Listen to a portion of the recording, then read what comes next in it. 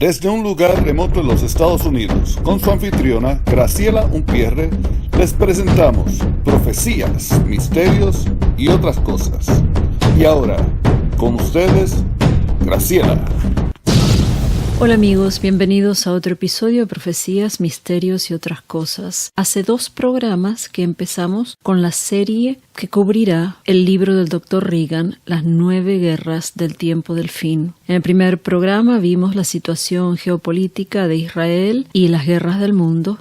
En el segundo programa vimos las críticas de ciertos eruditos de la palabra, donde dicen que el Salmo 83 en realidad no es una guerra. Hoy vuelve Donald Olmos del Ministerio en Defensa de la Fe para contarnos qué es lo que dice el Dr. Reagan acerca de esto, cómo él responde a todas esas críticas. Así que si están listos, vamos.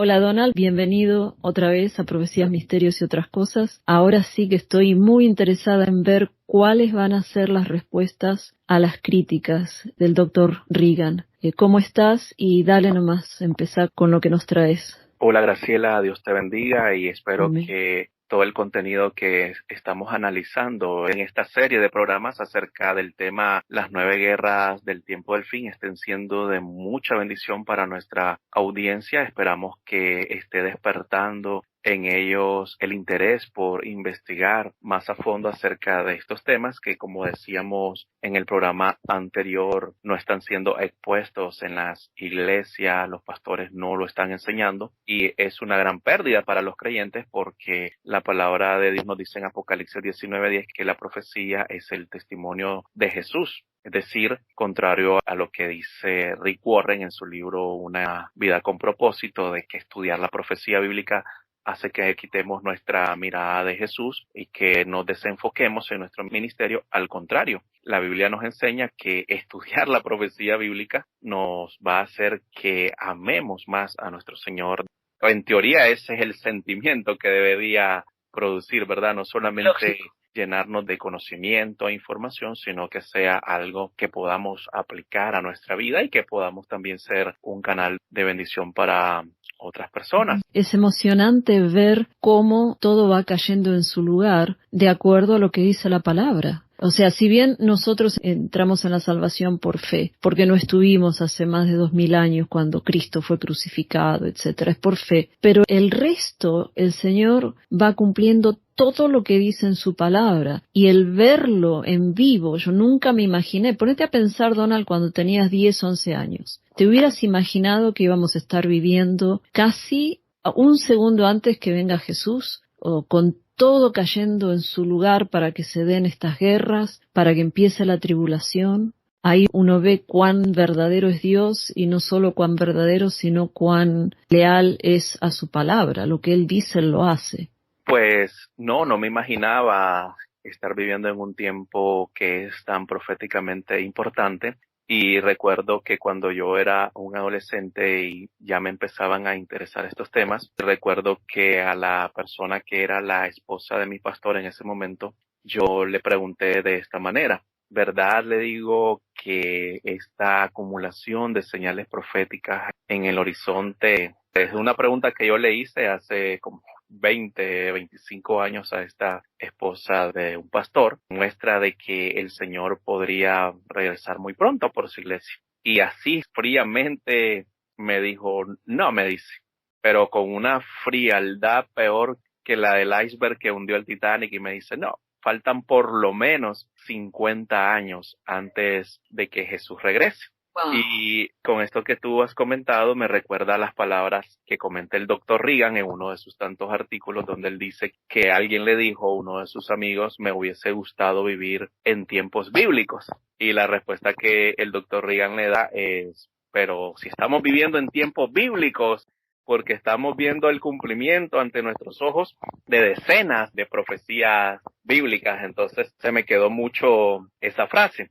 Y ahorita busqué rápidamente la forma en que Apocalipsis 19:10 habla acerca de la importancia de que los creyentes estudiemos y enseñemos la profecía bíblica. Recordemos que Apocalipsis es el único libro que comienza con una bendición prometida para los que oyen, leen y guardan las palabras que están contenidas en él. Y en Apocalipsis 19:10, en la versión de la Nueva Traducción Viviente, le dice el ángel al apóstol Juan: adora, en la parte B del versículo, adora únicamente a Dios, porque la esencia de la profecía es dar un claro testimonio de Jesús. Nada que ver con lo que dice Rick Warren en su libro Una vida con despropósito. Entonces, Graciela, en este segundo programa quisiera abordar rápidamente la respuesta que da a las 5 críticas. Recordemos que en este capítulo de la guerra número 1, la guerra de aniquilación del Salmo 83, el doctor Reagan, y si no han escuchado el programa anterior, vayan, tienen que escucharlo, quedó buenísimo toda la información de la que hablamos. Y entonces en este primer capítulo el doctor Reagan está hablando acerca de la investigación que ha estado desarrollando desde hace varios años Bill Salus, quien es un expositor de profecía bíblica que vive en California. Les pido que lo mantengan en sus oraciones porque hace un par de semanas aproximadamente fue sometido a una seria cirugía de la espalda. Entonces hay 5 críticas que dan los expositores que no están de acuerdo con que Salmo 83 sea una profecía, y son las siguientes. Las voy a mencionar rápidamente para que entremos a la parte de la respuesta que el doctor Reagan da a cada una de ellas. Número 1, el autor. No podría ser una profecía del tiempo del fin porque fue escrita por el líder de adoración de David, Asaf, quien no era un profeta de Dios. Número 2, la naturaleza del Salmo. No hay indicación alguna en el Salmo de que sea una profecía. Número 3, cumplimiento en el Antiguo Testamento. El Salmo puede ser una profecía, pero si es así, lo más probable es que se haya cumplido en una de las guerras en los tiempos del Antiguo Testamento. Vayan al programa para que sepan cuáles son esas guerras. Número 4, vayan al programa anterior, escúchenlo o véanlo. Número 4, cumplimiento moderno. El Salmo se cumplió en una de las guerras modernas de Israel. Y número 5, cumplimiento futuro. Si el Salmo 83 realmente es una profecía sobre una guerra del tiempo del fin, lo más probable es que describa la participación de estas naciones, que son árabes, en la guerra de Gog y Magog o en la batalla de Armagedón. Entonces ahora voy a proceder a hacer unos comentarios o ir leyendo lo que dice el doctor Reagan en este libro, Las 9 guerras del tiempo del fin, y la respuesta que da él a cada una de estas críticas. Número 1, el autor. Sí, Asaf sirvió como líder de adoración del rey David, pero también es identificado en segundo de Crónicas 29:30, y aquí va a leer el pasaje Graciela y van a ver cómo está identificado. Dice: el rey Ezequías y los oficiales ordenaron a los levitas que cantaran alabanzas al Señor con las palabras de David y del vidente Asaf. Cantaron alabanzas con alegría y se inclinaron y adoraron. Entonces, este pasaje claramente describe a Asaf como un vidente. Además, primero de Crónicas 25:2 dice: de los hijos de Asaf, Zacur, José, Netanías y Azarela. Los hijos de Asaf estaban bajo la dirección de Asaf, que profetizaba bajo la dirección del rey. Entonces dice el doctor Reagan sobre estas características del autor del Salmo. Esto que han descrito estos 2 versículos no es prueba de que el Salmo 83 sea una profecía.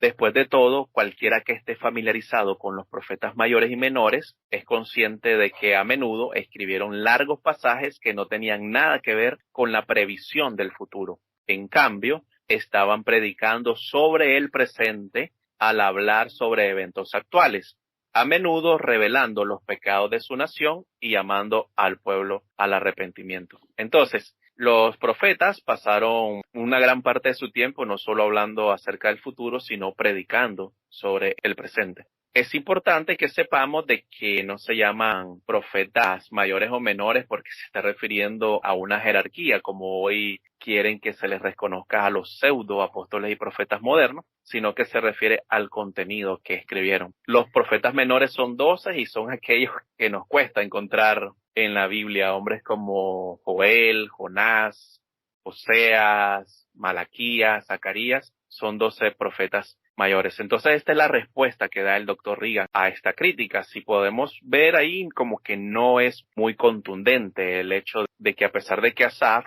es descrito como un vidente y de que profetizaba, pues esto no necesariamente se convierte en una prueba contundente de que el Salmo sea una profecía. La respuesta que da a la crítica número 2 el doctor Reagan acerca de la naturaleza del Salmo dice lo siguiente: una vez más, sí, no hay frases proféticas en el Salmo 83 que indiquen que está hablando de los tiempos del fin. Parecería estar hablando de enemigos de Israel en el tiempo de Asaf durante el reinado del rey David. Pero esta omisión no descalifica automáticamente el Salmo de ser una profecía del tiempo del fin. Hay una serie de profecías de la primera venida que nadie hubiera sospechado que fueran tales cuando fueron escritas. Sabemos que son profecías porque los escritores del Nuevo Testamento las citan como profecías que se refieren al Mesías. Un ejemplo es Oseas 11:1, que dice: cuando Israel era muchacho, yo lo amé, y de Egipto llamé a mi hijo. El Evangelio de Mateo cita este versículo y dice que se cumplió en la estadía de Jesús y su familia en Egipto y el llamado de José por parte de un ángel para regresar a su hogar en Nazaret. Esto lo pueden leer en Mateo 2, versículos 14 y 15 y del 20 al 23. Otro ejemplo se encuentra en Salmos 41:9, donde David lamenta una traición por parte de un amigo. La mayoría de los comentaristas piensan que David estaba hablando de su consejero, Ahitofel, cuando se unió al hijo de David, Absalón, en su rebelión contra su padre. Sin embargo, este pasaje se cita en Mateo 26:23 como una profecía que se cumplió en la traición de Judas a Jesús. Yo los voy a animar a que vayan a mi página web, pueden leer completamente gratis este capítulo y van a ver el análisis que hace también el doctor Reagan sobre la profecía que está en Isaías 7:14. No la voy a mencionar en este momento por el tiempo. Entonces sigue diciendo el doctor Reagan respondiendo a esta segunda crítica. Entonces, mi punto es que un estudio de las profecías de la primera venida deja en claro que el significado final de las profecías no siempre es evidente. No obstante, creo que realmente hay algunos indicadores claros del tiempo del fin en el Salmo 83. Por ejemplo, hay una referencia al hecho de que el resultado de esta guerra será un factor contribuyente a motivar a las naciones a buscar el nombre de Jehová. Por ejemplo, versículo 16. Porque se darán cuenta de que Él es el Altísimo sobre toda la tierra. Versículo 18. Sabemos por otras profecías que este reconocimiento mundial de Yahvé o Jehová como el único Dios verdadero no ocurrirá hasta el final de la tribulación y el comienzo del milenio. El doctor Reagan cita los siguientes pasajes: Isaías 24, del versículo 21 al 23, Isaías 45, del 22 al 25, y Salmos 46:10. Respuesta a la crítica número 3, cumplimiento en el Antiguo Testamento. La afirmación de que si el Salmo 83 realmente es una profecía, lo más probable es que se haya cumplido en el momento en que fue escrito o poco después, es un argumento justificable, pero uno que no cumple con la prueba de las Escrituras. Aquellos que toman esta posición generalmente señalan las batallas del rey David mencionadas en Primero de Crónicas 18 y 19, o una batalla llevada a cabo por el rey Josafat de Judá que se registra en Segundo de Crónicas 20 del 1 al 37. Un tercer candidato que a veces se nombra es Ezequiel 25 y 26, donde la condenación de alguna de las naciones mencionadas en el Salmo 83 está profetizada por Ezequiel. La más fuerte de las referencias del Antiguo Testamento es Primero de Crónicas 18 y 19, que describe algunas batallas que ocurrieron cuando Asaf estaba vivo. Salus argumenta que esto no puede ser a lo que Asaf se refiere, porque no todos los enemigos de Israel que se mencionan en el Salmo son nombrados, y eso es cierto.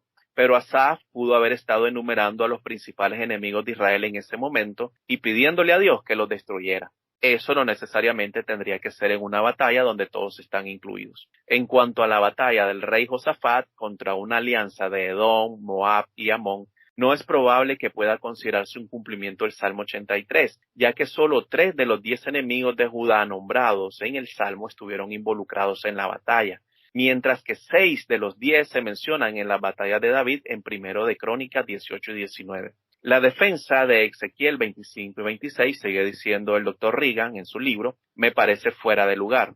En el capítulo 25 de Ezequiel, el profeta nombra a 3 de las naciones en el Salmo 83, pero no se mencionan batallas. Solo hay una profecía de que Moab, Edom y Filistea serán destruidos, tal como se profetizó en el Salmo 83. En el capítulo 26, Ezequiel menciona Tiro, pero él específicamente profetiza que será destruido por Nabucodonosor, versículo 7, y no en los tiempos del fin. Ahora veamos la respuesta que da el Dr. Reagan a la crítica número 4, cumplimiento moderno. Antes de continuar, quiero animarles a que vayan al sitio web y ustedes van a poder leer ahí una serie de anexos del libro que escribió Bill Salus. Es un libro muy revelador que se llama Salmos 83, la profecía faltante revelada. Yo lo publiqué hace unas pocas semanas y ahí está este anexo donde Bill Salus hace este análisis de que si ya esto se cumplió con estas guerras que están descritos en estos pasajes de los libros de Crónicas. La crítica número 4 es cumplimiento moderno. Otro grupo de expertos en profecía afirma que el Salmo 83 se ha cumplido en una de las guerras modernas de Israel. La mayoría selecciona la guerra de independencia de Israel, la guerra de los 6 días o la guerra de Yom Kippur, 1973. De estas, la guerra de los 6 días es la opción más popular, principalmente debido a su impacto abrumador en todo el Medio Oriente. El eminente erudito de la profecía bíblica, Paul Vanguard, es uno de los que concluye que si la guerra del Salmo 83 ha tenido algún cumplimiento moderno, debe ser la guerra de los 6 días. Su conclusión se basa en 2 hechos. Primero, señala a varios líderes árabes que proclamaron que su objetivo era borrar a Israel del mapa. Además, señala la participación de Egipto, Jordania, Siria, Líbano, Irak e incluso Arabia Saudita y Yemen. Luego, agrega esta observación, Paul Vanguard. En otras palabras, todas las personas mencionadas en el Salmo 83, o mejor dicho, todos los pueblos mencionados en el Salmo 83 están cubiertos geográficamente en la guerra de 1967. Salus ha respondido a esta afirmación afirmando que solo 3 de las 10 poblaciones que se encuentran en el Salmo 83 están involucradas, específicamente Egipto, Jordania y Siria. Pero eso no es correcto, dice el Dr. Reagan. Tenga en cuenta que la lista de Salus de 10 naciones bíblicas se traduce en solo 6 naciones modernas, no 10. Y además, Michael Oren, en su excelente libro 6 Days of War, 6 días de guerra, indica que los 6 estuvieron involucrados en la guerra, ya sea directa o indirectamente detrás del escenario. Pero ninguna de las naciones atacantes en 1967 dejó de existir, como se indica en Salmos 83:17, ni ninguna de ellas se volvió a Yahvé como su Dios, como se menciona en el versículo 18. Entonces, a lo sumo, la guerra de los 6 días fue un precumplimiento en tipo y no el cumplimiento del Salmo 83. Incluso Salus admite que la guerra de los 6 días puede haber sido un precumplimiento en tipo. Además, aunque Vanguard reconoce que la guerra de los 6 días podría haber sido un cumplimiento, concluye su análisis afirmando que piensa que el Salmo 83 no es una profecía. En cambio dice, y aquí el Dr. Reagan cita a este autor, es mejor verlo como un salmo de lamento, que le pide al Señor, Dios, que intervenga y los libere de una situación difícil, lo que finalmente hará. A continuación, leo la respuesta a la crítica número 5 que da el Dr. Reagan. Cumplimiento futuro. Sí, es posible que la guerra del Salmo 83 pueda ser una descripción del círculo interno árabe de naciones alrededor de Israel que participan en la guerra de Gog y Magog o en la batalla de Armagedón. Consideremos brevemente cada uno. La guerra de Gog y Magog. Aquellos que sostienen que el Salmo 83 encaja en esta guerra toman la posición de que el círculo interno está incluido entre referencias, algo que en esta frase, muchos pueblos contigo, que aparecen en Ezequiel 38, versículos 6, 9 y 15.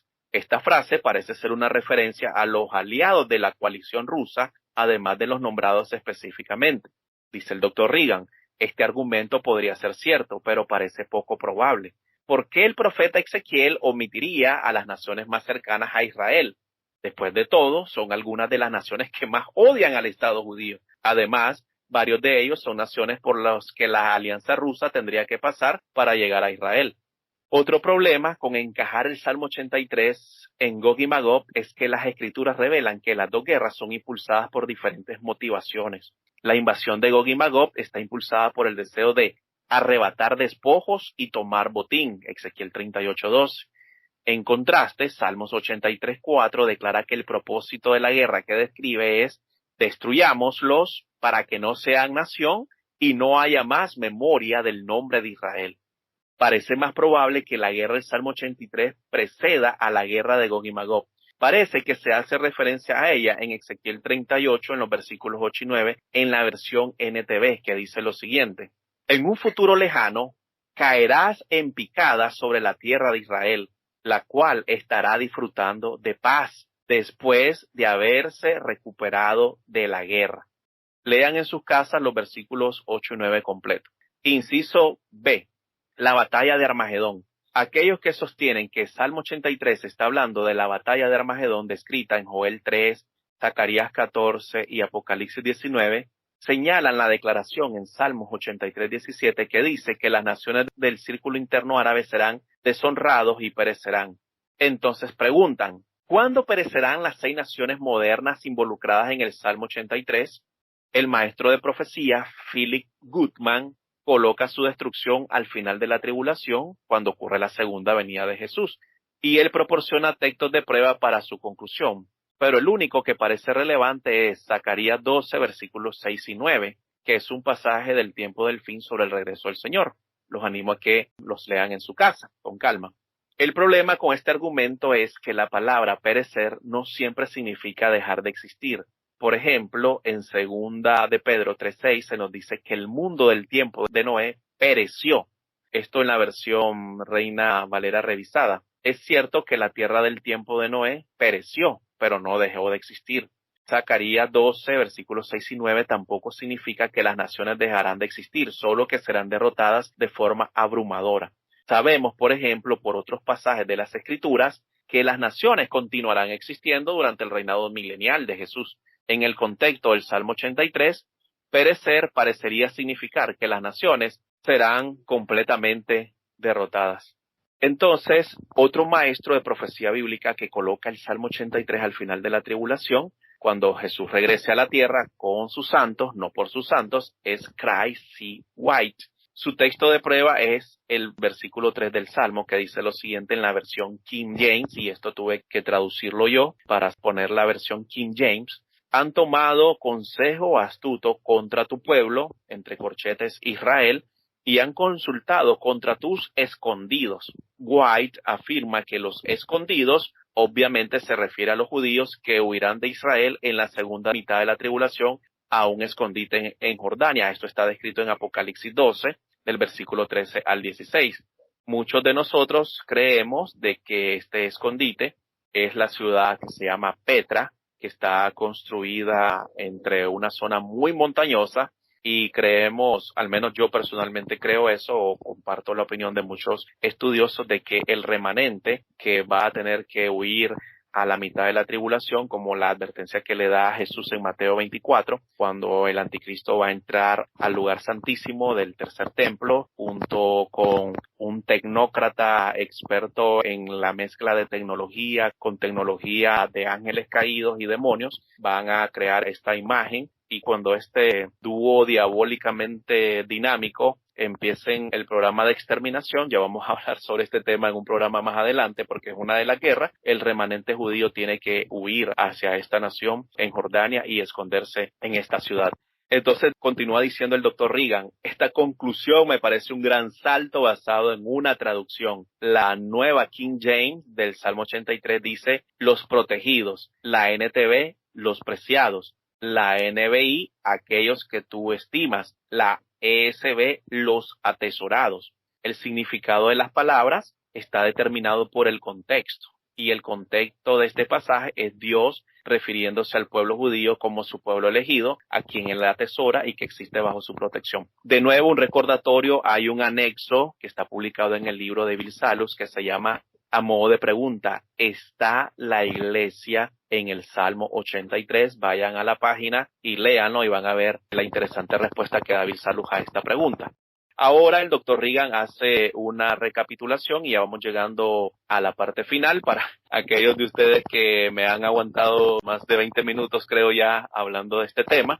En la parte de recapitulación dice el doctor Reagan, bueno, como pueden ver, tratar de colocar la guerra del Salmo 83 en un lugar exacto en la cronología de eventos del tiempo del fin es muy difícil y nadie debe ser dogmático acerca de su punto de vista.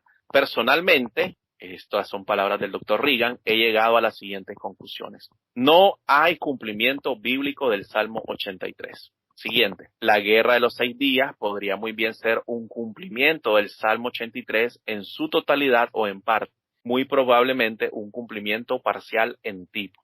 Siguiente, el cumplimiento completo del Salmo 83 está muy probablemente en el futuro, sirviendo como el evento que traerá un breve tiempo de paz a Israel, así como un territorio expandido y una mayor riqueza. Y la siguiente conclusión del doctor Reagan es la siguiente. La guerra del Salmo 83 muy probablemente allanará el camino para la guerra de Gog y Magog, probablemente porque el resultado impulsará a las naciones árabes a pedir a Rusia y sus aliados musulmanes que acudan en su ayuda. Y ya hemos podido estar viendo en los últimos meses un cierto sentido de beligerancia por parte de Vladimir Putin, por parte de Rusia, por parte del presidente de Turquía, y ya hemos estado viendo cómo principalmente desde el 7 de octubre, cuando Israel se vio sorprendido en este ataque y ha tenido que responder de forma contundente. A la hora que estamos grabando este programa todavía hay más de 130 personas, entre personas vivas y personas fallecidas, que están atrapados en los túneles del terror de la Franja de Gaza. Pero hemos visto la respuesta de estas naciones descritas en Ezequiel 38 y 39 en contra de Israel, como han aumentado su retórica belicista, y hemos también estado viendo cómo se han estado activando estos grupos terroristas del Círculo Interno de Naciones. El doctor Reagan, ya en la parte final de este capítulo, dice un misterio final.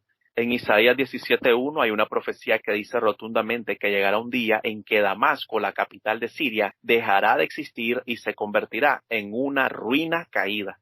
Algunos han tratado de argumentar que esta profecía se cumplió en el año 732 a.C., cuando Asiria derrotó a los arameos y capturó Damasco, segundo de Reyes 16:9, pero esto no resultó en que Damasco fuera totalmente destruida, y además Damasco sigue existiendo hoy como una ciudad muy densamente poblada de 2 millones de personas. Por lo tanto, el cumplimiento de esta profecía está aún en el futuro y podría muy bien ocurrir durante la guerra del Salmo 83, ya que Siria será uno de los aliados invasores. Tenga en cuenta también que Israel ha adoptado lo que se llama la opción Sansón, lo que significa que bombardearán las ciudades de sus enemigos si Israel es invadido o está a punto de ser derrotados. De hecho, la gran capacidad nuclear de Israel y su capacidad para lanzar bombas atómicas con misiles muy precisos es probablemente una de las principales razones por las que los árabes no han lanzado un ataque total contra la nación judía en casi 50 años. Israel ha experimentado una guerra tras otra desde su fundación, pero solo ha habido 4 guerras principales: la de independencia, la de guerra de Suez, la guerra de los 6 días, la de Suez fue en el 1956, la guerra de los 6 días en 1967 y la guerra de Yom Kippur en 1973. Han pasado casi 50 años desde la última gran guerra de las fuerzas árabes aliadas contra Israel. Hoy en día, los vecinos árabes de Israel tienen misiles muy sofisticados, ya no confían en los primitivos misiles Scud que han utilizado en el pasado. Agrega a eso la creciente inestabilidad política dentro de Israel y el distanciamiento, efectivamente, de los Estados Unidos de su apoyo tradicional al Estado judío. Y tiene una convergencia de factores que podrían motivar la guerra del Salmo 83 en cualquier momento. Una guerra que podría abrumar a Israel hasta el punto de tomar la decisión de usar su arsenal nuclear como medio defensivo para garantizar la supervivencia del Estado. Y por supuesto, si a Irán se le permite desarrollar una bomba atómica, no hay duda de que se lanzaría una guerra total para aniquilar al Estado judío. Esto no quiere decir que el bombardeo de Damasco será parte de la guerra del Salmo 83, pero ciertamente es una posibilidad. Y finalmente la conclusión que da el doctor Reagan en este revelador e impactante primer capítulo de esta guerra de aniquilación es la siguiente: todo el Medio Oriente es una bomba de tiempo que podría explotar en cualquier momento. Es un concepto aterrador, pero tenga en cuenta que Dios está en control. Salmos 2 dice que Yahvé se siente en su trono en el cielo, riéndose de los intentos de los líderes políticos del mundo de aniquilar a Israel. ¿Por qué se ríe? porque tiene la sabiduría y el poder para orquestar toda la maldad de Satanás, la humanidad y el anticristo para el triunfo de su Hijo Jesucristo. Recuerde también que Salmo 121:4 dice que el que guarda a Israel no duerme ni se adormece. Ellos son su tesoro y los protegerá desde ahora hasta el final de la tribulación, asegurando su existencia continua hasta el día al final de la tribulación, cuando mirarán a aquel a quien traspasaron y recibirán a Yeshua como su Mesías. Zacarías 12:10. Sean benditos el que viene en el nombre de Jehová. Amén. Amén.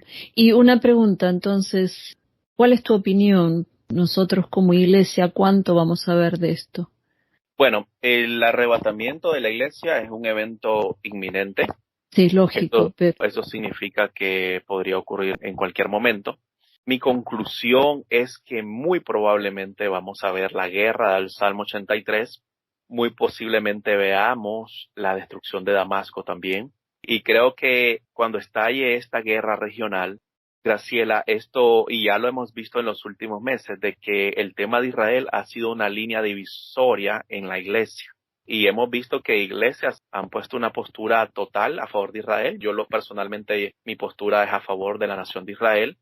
Pero en tu nación has visto cómo iglesias, iglesias principalmente de la línea mainline protestantes, como presbiterianos y ese tipo de líneas, reformados, se han puesto en contra de Israel, están apoyando la campaña BDS. Y por supuesto el tema de todos esos descerebrados que están en todas esas universidades que salen a marchar y protestar pidiendo con sus rótulos Free Palestine, y cuando les preguntan ni siquiera tienen la menor idea del tema del que están protestando. Entonces, mi postura es esa, de que muy probablemente veamos el cumplimiento final de Salmo 83 y muy posiblemente la destrucción de Damasco, y eso nos va a servir en ese momento para que nuestra postura, si aún no está definida para ese momento, se defina si estamos en el equipo de Dios o estamos en contra del equipo de Dios, simple y llanamente.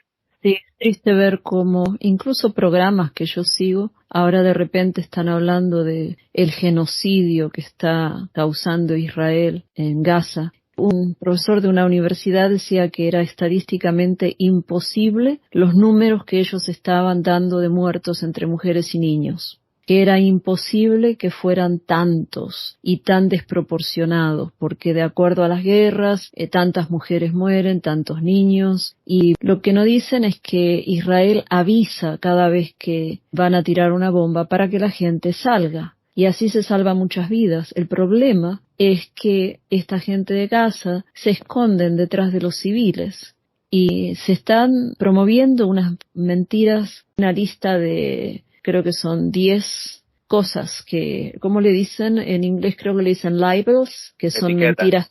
mentiras. Mentiras. Los libelos. Los libelos. Son esas mentiras creadas, ¿no? Que los judíos se quieren apoderar del mundo. Mentira, eso no va a pasar. Sí, así es. Hay 10 de ellas, y creo que vos estuviste en el servicio de Rock Harbor Church con el pastor Brandon Holthouse, que él habló de esos 10 puntos. Y refutó todos esos puntos, ¿viste? Pero hay gente que todavía lo cree. La única razón por la cual yo no las creo es porque estando aquí en Estados Unidos viví la presidencia de Trump. Y en todos los países se hacía unas propaganda, pero totalmente en contra de Trump. Yo hablando con mi prima en Argentina, con amistades, y ellos me decían, wow, esto no se dice acá. Yo creía que lo que decían los medios de comunicación era verdad. Y por supuesto, si entrevistaban a gente de los grupos especiales, de los grupos woke, entonces lógico iban a hablar pestes de Trump. Pero en realidad Trump fue el mejor presidente que tuvimos, la economía surgió ahí, los trabajos se multiplicaron, hizo muchas cosas. Incluso hay un programa que él implantó que creo que se llama Step 1, 2, 3, que es para la gente que son enviados a la cárcel y que creen que le dieron una sentencia que fue injusto. Y ahí, ¿quiénes se beneficiaron? Un montón de gente de la raza negra e hispana, porque aparentemente había problemas con eso. Y lo más que hizo que este grupo de gente se pusiera en contra de Trump es que el primer día que él entró a la presidencia, él prometió que se iba a ir en contra del tráfico y ya saben al qué tráfico me refiero. Como dice alguien que antes escuchaba, los vehículos pequeñitos. Y como hay mucha gente en el Congreso y gente en la farándula que están involucrados, se les fueron en contra con una agresividad increíble. Entonces, cuando yo veo todas las mentiras que se han dicho en otros países de Trump, incluso ahora lo quieren meter preso. Es lo mismo que le está pasando a Netanyahu, lo quieren arrestar. Entonces, en realidad yo no creo nada de eso. Y bueno, si es cierto, pero ¿sabes qué? Miremoslo desde el punto de vista que Dios lo ve. Con todo lo que malo que haya podido haber hecho Israel o que esté haciendo, no importa. Dios tiene misericordia de Israel. Dios protege a Israel, es evidente. Dios prospera a Israel. Entonces, caramba, leamos la Biblia y veamos qué opinión tenemos que tener de Israel, basado en lo que dice la Biblia, no basado en lo que dicen los hombres. Debemos cristianos informados y muy bien informados.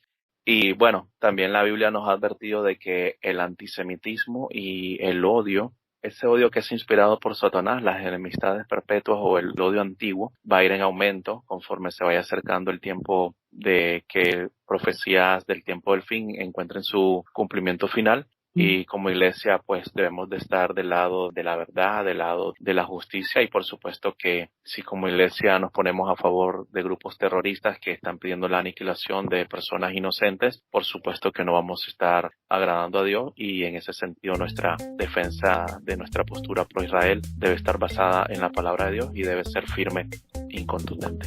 Bueno, Donald, se nos fue el tiempo. Sí, bueno, había mucho material que cubrir, pero esperamos que los hermanos y hermanas y amigos que lo van a escuchar pues tengan tiempo para tomar notas. Pueden ir a la página web y leer el material publicado, y cualquier consulta, pregunta que tengan pueden dejarla en los comentarios también en el canal. Pero bueno, Donald, animamos a todos a que este es el momento de la salvación, este es el momento de poner la confianza en el Señor Jesús y creer que Él se encargará de nuestro espíritu, de nuestra alma, para que estemos por siempre con Él. Vuelvo a repetir, nadie quiere quedarse en estos 7 peores años de la historia de la humanidad, donde más de la mitad de la población va a perecer, a morir. Nosotros queremos que aquellos que todavía no tienen una relación con Cristo se vayan con nosotros en el rapto, cuando el tiempo de la iglesia concluya, para que Dios pueda encargarse de Israel una vez más. Así que gracias, Donald, y seguimos en la próxima. Gracias. Y Maranata. El Señor viene. Amén, Maranata. Amén. No se olviden de suscribirse al canal y apretar la campanita, así les avisarán cada vez que se publique un nuevo episodio. Esto fue Profecías, Misterios y otras cosas que no se predican del púlpito. Introducción, Edgar Umpierre, música por cortesía de Doug Maxwell Media Right Productions y Silent Partner. Nos vemos en la próxima, al menos que nuestra redención ya haya llegado, porque estamos muy cerca. Dios les bendiga.